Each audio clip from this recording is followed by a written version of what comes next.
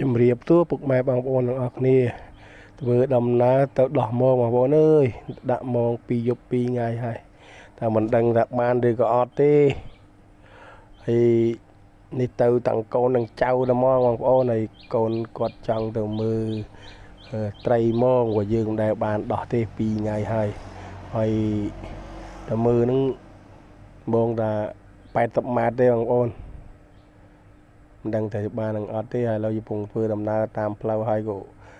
ឈប់មើលបឹងស្រែបឹងអីចឹងទៅមើលទៅតំណងបងប្អូនអើយទេសភាពខេត្តនេះ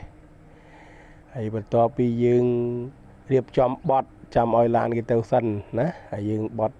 ងាយយ៉ាងអត់កើតទេហើយអញ្ចឹងយើងក៏រកឡើងដាក់ម៉ូតូសិន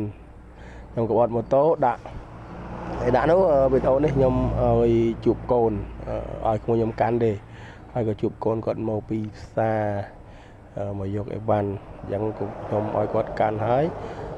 ខ្ញុំក៏ចុះដោះអីចឹងណាបងប្អូននឹងអធិស្ឋានដល់អត់បានពាក់អាវទេវារៀងឆ្ងាយដែរខ្ញុំចុះមើលម៉ោងនឹងហើយម៉ោងហ្នឹងគ្មានអីទេបងប្អូនអត់បានអីទេហើយមើលការទាំងទៅកូនវល់ទេវល់សួរថាបានអត់អត់បានទេបងប្អូនអើយអត់មានបានអីទេនឹងអធិស្ឋានវីដេអូមានប៉ុណ្ណឹងទេបងប្អូនអើយហើយកុំភ្លេចជួយ like ជួយ share ផងណាអរគុណច្រើនជំរាបលា